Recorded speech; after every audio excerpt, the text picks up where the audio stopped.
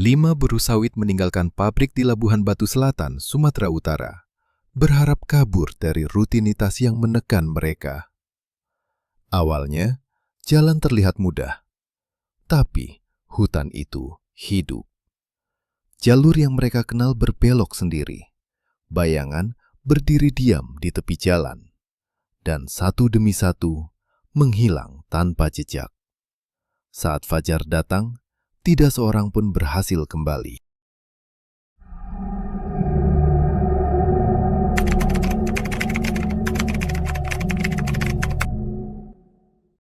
Sebelum kita lanjut ceritanya, saya mau ucapkan terima kasih buat kalian semua yang sudah setia nonton dan dengerin cerita horor di channel ini. Kalau kalian suka, jangan lupa like, subscribe, dan tulis di kolom komentar pengalaman horor kalian. Cerita yang paling menarik, nanti akan saya buatkan videonya. Kabupaten Labuhan Batu Selatan, Sumatera Utara adalah tempat di mana kebun sawit membentang lebih luas daripada pemukiman. Di sanalah 5 buruh pabrik sawit bekerja, hidup dari jadwal yang sama setiap hari, dan perlahan kehilangan alasan untuk bertahan. Barak mereka sederhana, bangunan kayu reyot dengan atap seng yang berderit saat hujan. Setiap malam, mereka kembali ke ruangan sempit, lelah dan diam, membiarkan pikiran mereka tenggelam dalam rutinitas yang tak berujung. Rian, 27 tahun, adalah buruh sortir buah yang paling vokal. Tubuhnya kurus tapi lincah, matanya tajam dan selalu menatap sekeliling. Setiap malam, ia memandangi ponselnya, menatap foto ibunya di padang lawas. Sudah berbulan-bulan ia tak pulang, dan gajinya selalu habis sebelum sempat dikirim. Rian lelah bukan hanya secara fisik, tapi juga mental. Tujuannya sederhana, meninggalkan pabrik itu dan pulang, apapun risikonya. Ia adalah jiwa yang tak sabar, penuh keberanian, tapi mudah gelisah. Dodi, 31 tahun, operator alat angkut. Tubuhnya lebih besar dari Rian, bahu lebar dan tangan kasar karena sering memindahkan tandan buah. Dia jarang bicara, tapi setiap kata yang keluar selalu tegas. Sudah terlalu sering ia melihat kecelakaan kerja yang disapu bersih oleh mandor. Untuk Dodi, kabur dari Labuhan Batu Selatan adalah soal menyelamatkan nyawa sendiri. Ia takut akan kehilangan lebih dari pekerjaannya. Ia takut kehilangan dirinya. Hendra, 35 tahun, mantan mandor lapangan. Bertubuh tegap dan berperawakan gagah. Wajahnya keras, namun mata tajamnya menyimpan penyesalan. Ia ikut kabur bukan karena terpaksa, tapi karena rasa bersalah yang menumpuk. Dulu, ia memimpin buruh dengan tangan besi, dan kini ingin menebus semua perintah keras yang pernah ia berikan. Ia tahu jalur hutan bekas logging di pinggir kebun sawit. Jalur itu dulunya ramai alat berat, kini sunyi. Namun, katanya masih bisa tembus ke jalan desa. Hendra adalah satu-satunya yang memegang peta kasar di kepala mereka. Dan mereka percaya padanya, walau rasa takut mulai merayapi setiap langkahnya. Udin, 24 tahun, pekerja baru, masih kurus, kulitnya coklat muda, wajah polos, dengan mata yang selalu waspada. Ia ikut kabur bukan karena ingin, tapi karena takut ditinggal sendirian di barak. Udin belum mengerti dunia keras pabrik sawit, namun ia percaya pada Hendra, meski rasa ragu selalu menempel. Ia adalah karakter yang gugup, mudah panik, tapi punya naluri bertahan hidup yang kuat. Bima, 29 tahun, teknisi mesin yang pendiam. Tubuhnya sedang, sedikit berotot, dan selalu menyimpan ekspresi dingin. Ia jarang bicara dan hampir tidak pernah tersenyum. Alasannya ikut kabur tidak jelas. Ia hanya ingin menghilang untuk sementara, menjauh dari masalah yang tak pernah ia ceritakan pada siapapun. Ada sesuatu di matanya yang menunjukkan beban lama, sebuah rahasia yang tak ingin ia bagi. Malam itu, 5 orang ini meninggalkan barak saat suara mesin pabrik mulai mereda. Tanpa bulan, hanya cahaya senter mereka yang menuntun langkah. Hutan di pinggir kebun sawit Kabupaten Labuhan Batu Selatan tidaklah utuh. Pohon-pohon jarang, kanal air hitam mengalir pelan, dan jalan tanah bekas alat berat sudah mulai ditelan akar dan semak. Bau getah sawit bercampur tanah basah menempel di napas mereka sejak langkah pertama. Tujuan mereka jelas, menembus hutan dan keluar ke jalan desa sebelum subuh. Rian terus melangkah di depan, matanya menelusuri setiap bayangan. Dodi mengikuti di belakang, menatap sekeliling dengan hati-hati, tangan siap jika terjadi sesuatu. Hendra memimpin, memanfaatkan ingatannya tentang jalur logging lama.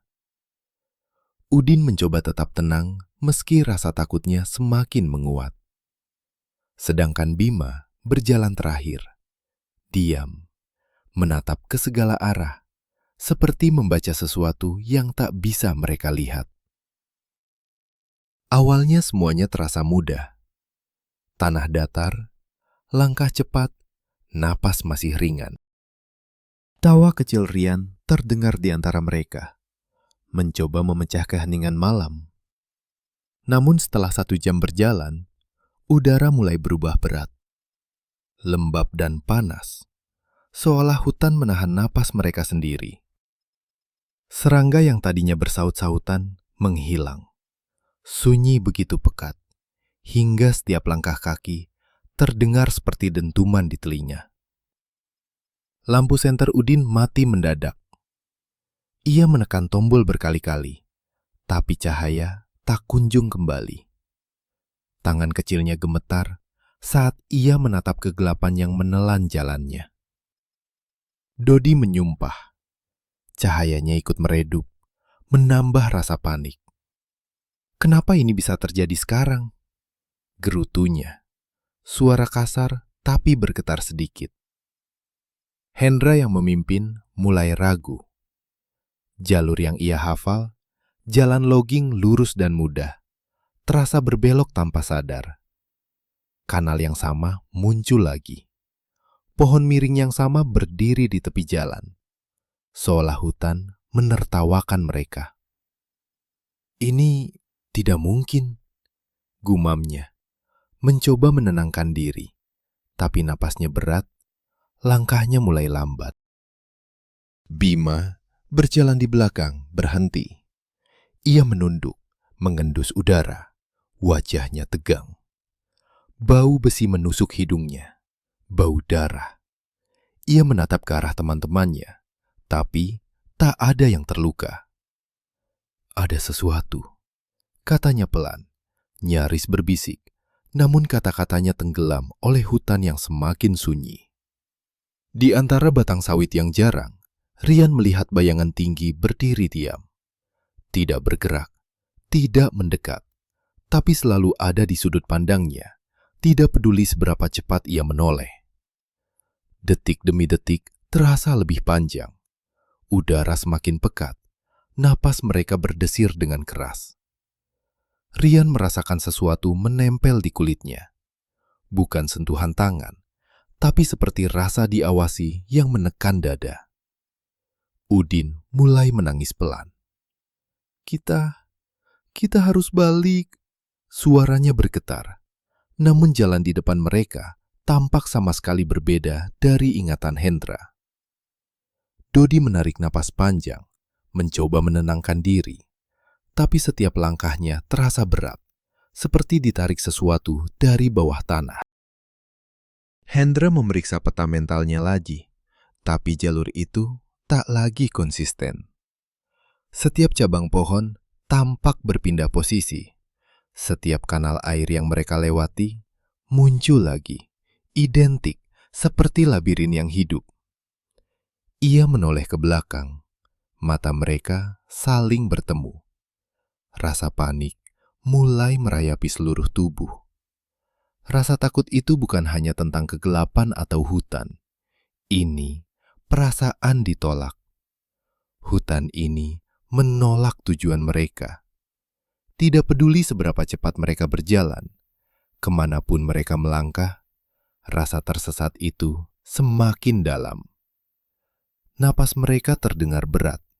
Detak jantung seakan menabrak tulang rusuk. Dan bayangan tinggi itu tetap ada, menunggu, tanpa bergerak, tapi membuat mereka merasa tak pernah sendiri. Mereka kini berjalan dalam diam. Setiap langkah diiringi ketakutan yang tak bisa diungkapkan. Hutan tidak hanya gelap. Hutan itu hidup, mengawasi, dan menilai. Menolak keinginan mereka untuk keluar, menahan mereka di tengah malam yang terlalu sunyi. Rian terus berjalan, memaksakan ingatan tentang rumah, tentang ibunya yang menunggu, tentang semua alasan ia pergi malam itu. Setiap langkahnya berat, tapi tekadnya tetap ada. Ia harus keluar, walau rasa takut merayap ke tulang. Dodi mulai terpleset di lumpur basah. Tangannya menekuk pohon untuk menahan diri. "Jangan menyerah," bisik Rian. Tapi kata-kata itu terasa hampa, seakan hanya gema di tengah kegelapan. Udin menggenggam tangan Hendra. Tubuhnya gemetar. Aku tidak kuat." Suaranya hampir tak terdengar. Hendra menatapnya. Wajahnya tegang, tapi tak mampu meyakinkan siapapun, bahkan dirinya sendiri, bahwa mereka akan selamat. Tiba-tiba Bima menghilang. Sekejap mata, ia ada di sana, dan detik berikutnya, hilang. Tidak ada suara, tidak ada jejak, hanya bau besi yang semakin kuat, menusuk hidung dan tenggorokan mereka, meninggalkan rasa mual dan panik. Rian menoleh ke belakang, tapi ruang di mana Bima berdiri seakan ditelan kegelapan. Malam itu terasa panjang tanpa batas. Bayangan tinggi yang Rian lihat sebelumnya kini muncul di tepi jalan, selalu diam, selalu mengawasi. Setiap langkah mereka dipenuhi bisikan tak terdengar. Setiap napas seolah menelan udara lembab hutan yang kini bukan hanya gelap, tapi hidup, menyimpan ingatan tentang siapa yang datang dan mencoba lari tanpa izin. Di Labuhan Batu Selatan, hutan mungkin telah ditebang, dipotong, dan dilukai selama bertahun-tahun. Namun malam itu, sisa-sisanya masih hidup, menolak manusia yang datang mengambil lebih dari yang bisa mereka beri. Hutan menelan rasa takut, menempel di kulit, masuk ke kepala, dan membuat tujuan mereka perlahan menguap. Saat fajar seharusnya tiba, hanya suara kanal yang mengalir pelan terdengar. Cahaya matahari yang hangat tak pernah menyentuh mereka. 5 orang itu, tak satu pun benar-benar keluar dari hutan itu. Keesokan harinya, pabrik tetap beroperasi seperti biasa. Mesin berderu, truk-truk berjalan, dan daftar buruh pun lengkap. Hanya saja 5 nama perlahan menghilang, seolah mereka tak pernah ada. Dan di pinggir kebun sawit Labuhan Batu Selatan, hutan tetap diam, menunggu malam berikutnya untuk menilai siapa yang berani masuk dan mencoba lari tanpa izin.